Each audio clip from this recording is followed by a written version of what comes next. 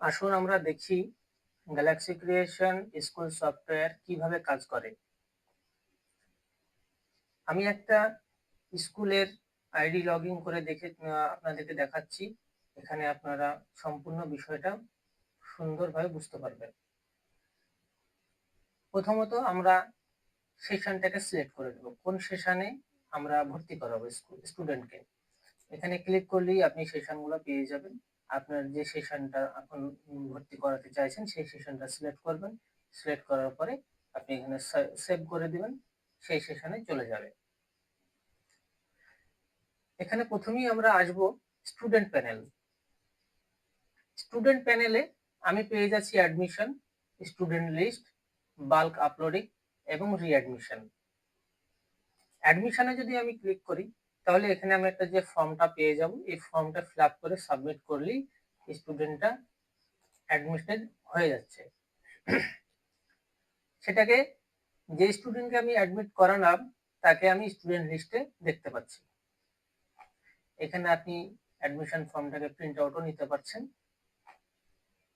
এবং দেখতেও পাচ্ছেন, এডিটও করতে পারছেন।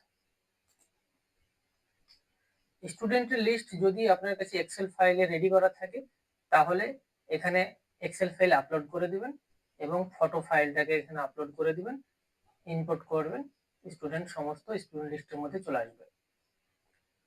সেশন চেঞ্জ করার টাইমে রিঅ্যাডমিশন করতে হবে।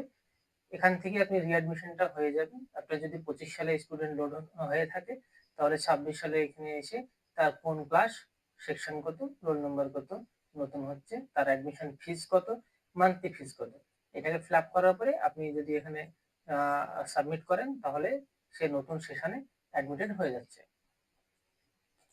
এটা গেল স্টুডেন্ট প্যানেল। এবারে আমরা দেখব টিচার্স প্যানেল। আমরা যদি টিচার্স প্যানেলে আসি তাহলে এখানে আমরা অ্যাড টিচার করতে পারছি, টিচার লিস্ট দেখতে পাচ্ছি, টিচার বাল্ক আপলোডিং দেখতে পাচ্ছি এবং স্যালারিটা এখান থেকে ওদের কাটতে পারছি।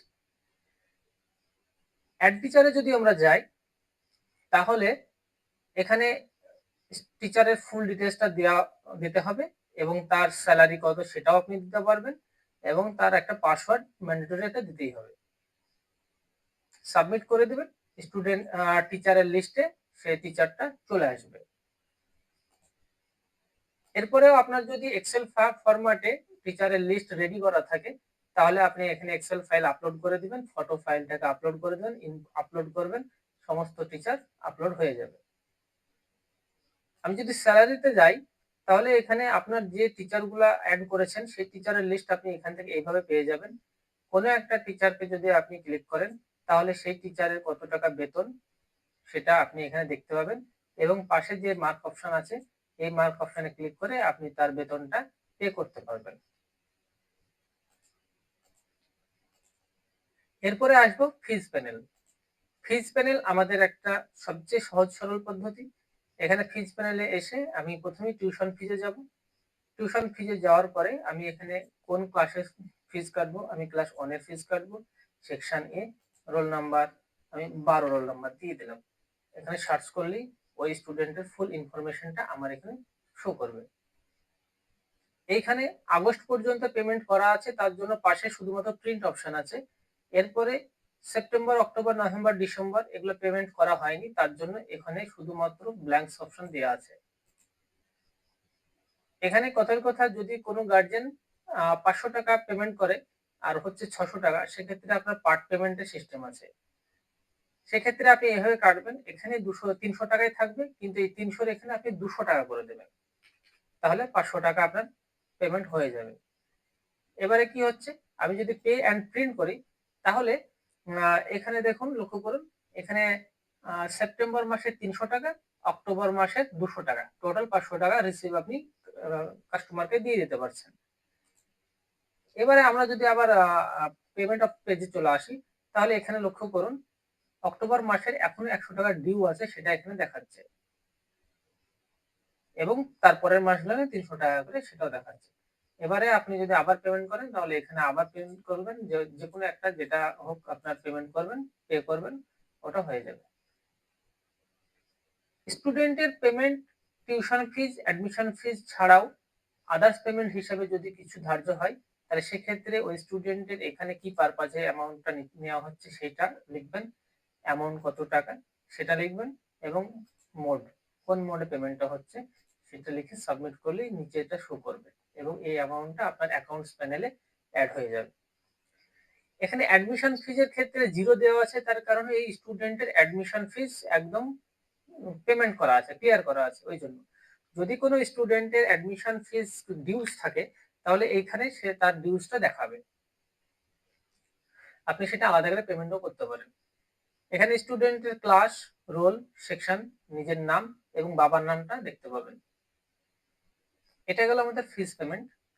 এরপরে দেখাচ্ছে যদি কোনো স্টুডেন্ট পড়াশোনায় ভালো কিন্তু তার আর্থিক অবস্থা ভালো নয়, সেক্ষেত্রে আপনি যদি তাকে কনসেশন করেন তাহলে সেক্ষেত্রে সেই স্টুডেন্টকে এখানে সার্চ করবেন, সার্চ করে এর পাশে এডিট বোতামে ক্লিক করবেন, ক্লিক করে সেই স্টুডেন্টের কত টাকা আপনি নিচ্ছেন সেটা এখানে অ্যাড করে দেবেন।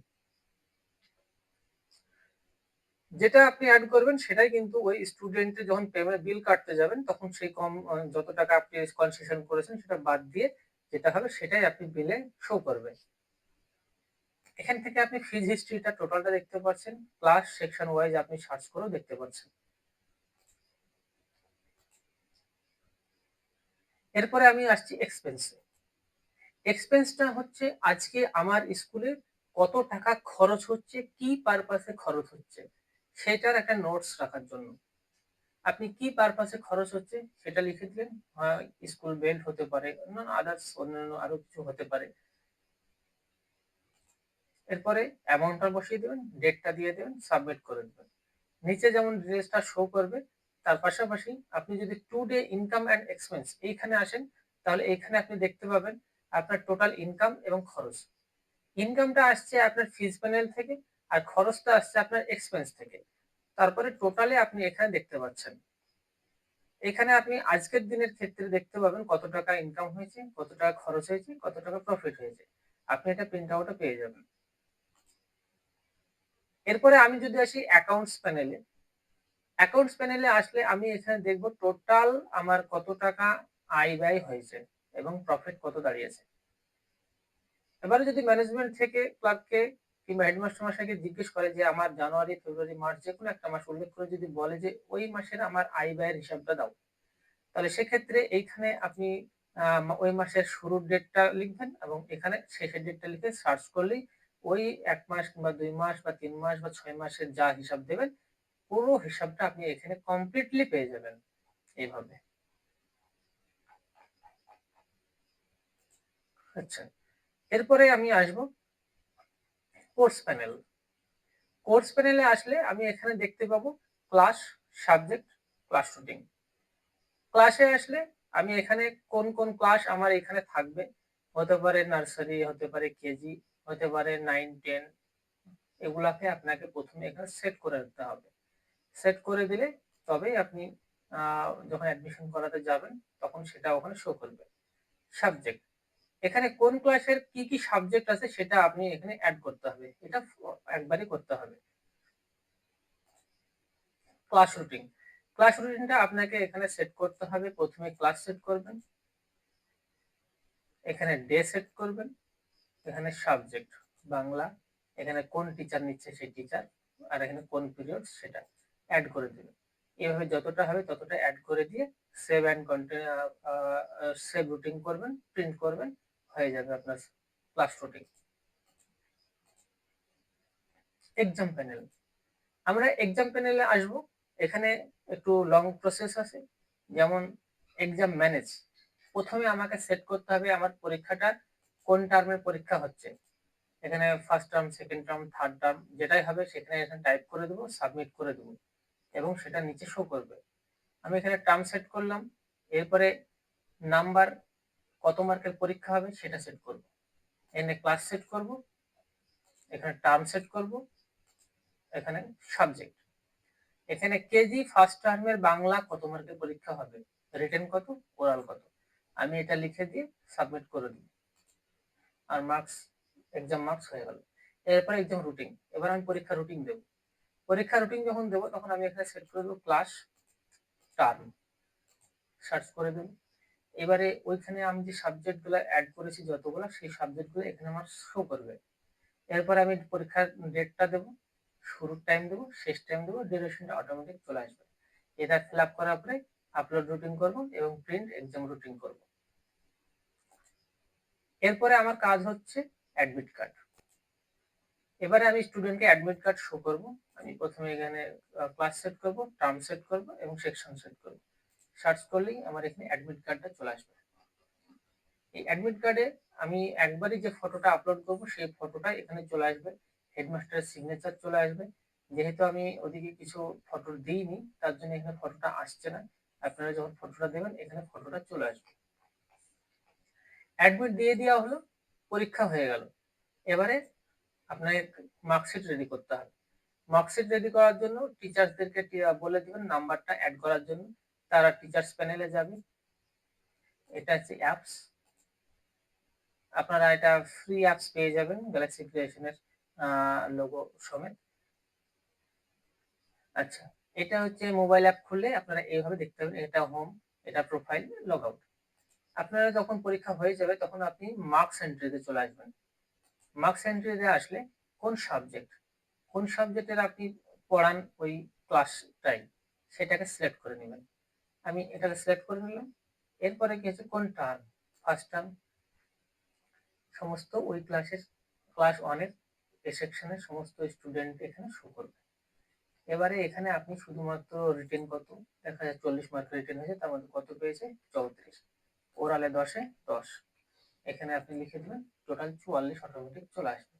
এটা পুরোটা ফিল আপ করার পরে আপলোড মার্কস। আপলোড মার্কস যখনই করবেন তখন টিচারের কাজ শেষ। এবারে আপনাকে মার্কশিট আসতে হবে। মার্কশিটে যখন আসবেন আপনি এখানে শুধুমাত্র সেট করবেন class, first term, second term, third term কোনটা পরীক্ষা হচ্ছে সেটাকে সিলেক্ট করবেন। যদি এখানে আপনার অ্যানুয়াল এক্সামিনেশন হয়, তাহলে যদি ভাবেন যে আমার ফার্স্ট টার্ম সেকেন্ড টার্মের পরীক্ষা আমি এখানে শো করাবো মার্কশিটে, তাহলে এখানে ক্লিক করে সিলেক্ট করে এখানে সেকশন লিখে আপলোড করতে হবে, সাবমিট করে দেবেন। সাবমিট করে দিলেই আপনার এখানে অ্যাডমিট কার্ডটা, মার্কশিটটা চলে আসবে। এখানে একটু লক্ষ্য করুন, এখানে যে নো ডাটা ফান্ড দেখা আছে, তার কারণ আমরা এখন পর্যন্ত কোনো পরীক্ষা এখানে আপলোড করিনি। এখানে যদি আমরা আপলোড করতাম, নাম্বার অ্যাড করতাম, তাহলে এখানে তার ফুল তথ্যটা চলে আসতো। আচ্ছা, এরপরে আমরা যাব মেরিট লিস্ট। মেরিট লিস্টে আসলে আমি দেখবো এখানে ক্লাস ওয়াইজ, সাবজেক্ট ওয়াইজ এবং এক্সাম ওয়াইজ। এখানে আমরা যেটা ইচ্ছা আমরা সেটা এখান থেকে আমরা নিয়ে নেব। আচ্ছা, এই গেল এক্সাম। এরপর আসছে অ্যাটেন্ডেন্স। অ্যাটেন্ডেন্স প্যানেলটা আপনারা খুব সহজেই বুঝতে পারছেন যে এখানে আমরা বলে রেখেছি যে অটো অ্যাটেন্ডেন্স। অটো অ্যাটেন্ডেন্সের জন্য আপনাকে একটা ওয়েব ক্যামেরা লাগবে এবং সেটা কম্পিউটারে লগ ইন করে শুধুমাত্র আপনার একটাই কাজ হবে, লাইভ অ্যাটেন্ডেন্সটাকে অন করে দিয়ে। লাইভ অ্যাটেন্ডেন্সটা যখনই অন করে দেবেন তখনই ওয়েব ক্যামেরা অন হয়ে যাবে। স্টুডেন্টরা ওই ক্যামেরার সামনে গিয়ে কার্ডটাকে শো করাবে, তার অ্যাটেন্ডেন্সটা হয়ে যাবে। এবং সেই অ্যাটেন্ডেন্সটা আমরা যদি স্টুডেন্টের অ্যাপে যাই, তাহলে এই যে আপনার এখানে দেখতে পাচ্ছেন অ্যাটেন্ডেন্স, এই অ্যাটেন্ডেন্সের মধ্যেও জমা হয়ে যাবে। আর আপনি এখানে অ্যাটেন্ডেন্স হিস্ট্রির মধ্যে তার তথ্যটা সঙ্গে সঙ্গে দেখতে পাবেন। যদি কোনো স্টুডেন্ট আই কার্ড না নিয়ে আসে, তাহলে সেক্ষেত্রে তার ক্লাস টিচার ম্যানুয়ালি অ্যাটেন্ডেন্সটা করে দিতে পারবে, তার ক্লাস টিচার। এটা হলো অ্যাটেন্ডেন্স প্যানেল। এরপরে আসবো আমি ভেহিক্যাল প্যানেল। ভেহিক্যাল প্যানেলে আমাকে প্রথমে কার অ্যান্ড রুট অ্যাড করতে হবে। তার জন্য একটা ছোট্ট ফর্ম আছে, এটাকে ফিল আপ করে নেবেন, সাবমিট করে দেবেন, নিচে সেটা শো করবে। এরপরে আপনি রুট লিস্টে যাবেন। রুট লিস্টে গিয়ে আপনি দেখতে পাবেন কোন কোন রুটে আপনার গাড়ি চলছে, সেই রুটগুলো নিয়ে কোন ড্রাইভার আছে এবং ড্রাইভারের ফোন নাম্বার, ডিস্টেন্স, কত টাকা অ্যামাউন্ট, কত অ্যামাউন্ট নেওয়া হচ্ছে সেটা, এবং গাড়ির নাম্বার। লাস্টে এখানে দেওয়া হবে যে সেই ড্রাইভারের আন্ডারে কোন কোন বাচ্চা যায়, এবং সেটা আপনি যদি ভিউ করেন তাহলে সেই 7টা বা যাই হোক সেই স্টুডেন্ট লিস্টটা আপনি এখানে দেখতে পাবেন।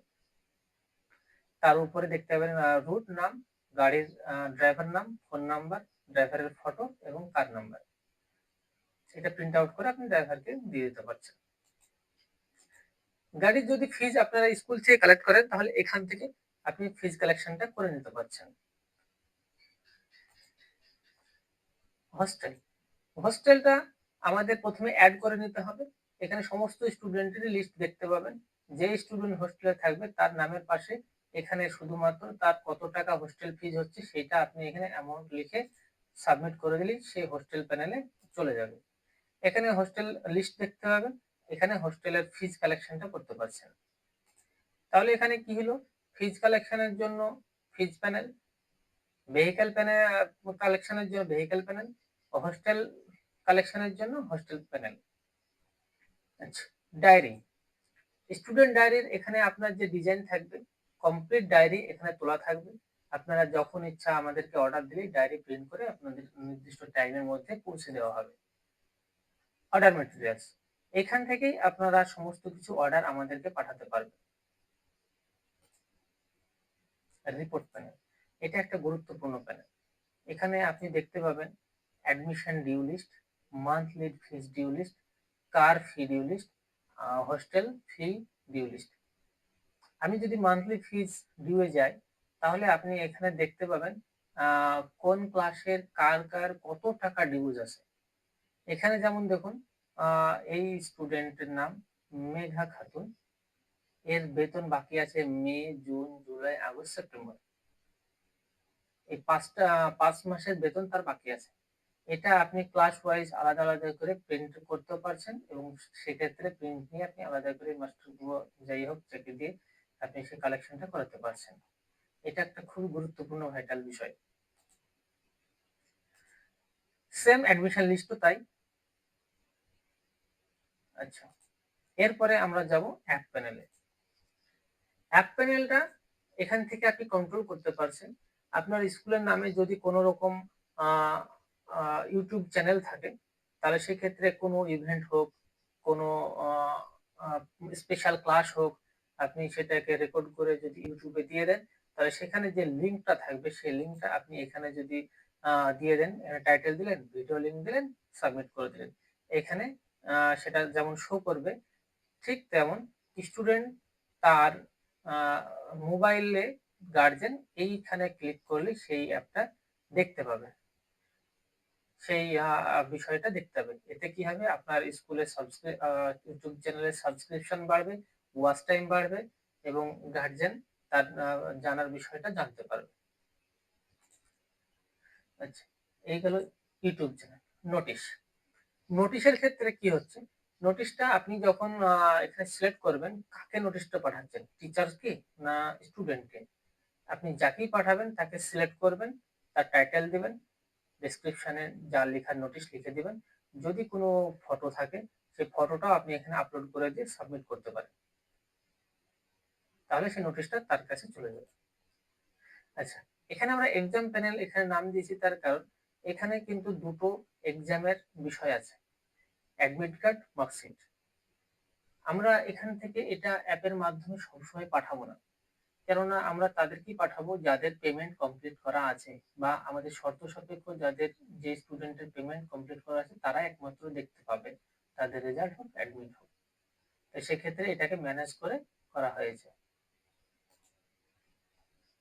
স্টক স্টেটমেন্ট, স্টক স্টেটমেন্ট মানে আপনার এখানে কি কি মাল আপনি পারচেজ করছেন, তার ডিস্ট্রিবিউশন কিভাবে হচ্ছে, ডিস্ট্রিবিউশন হিস্ট্রিটা আপনি এখান থেকে পেয়ে যাচ্ছেন।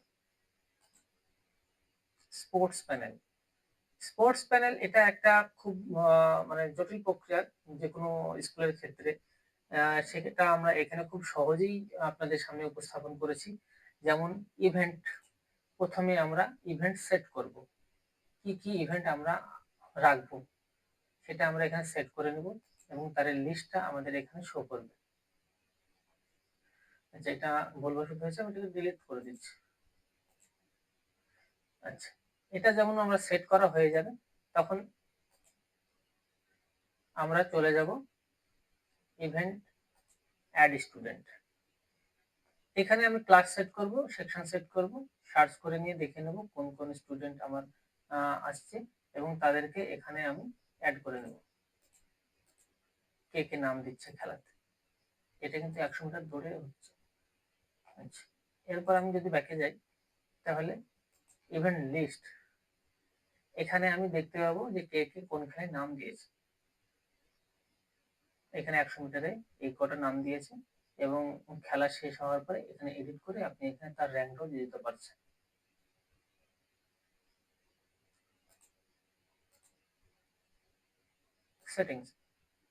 সেটিংস থেকে আপনি স্কুলের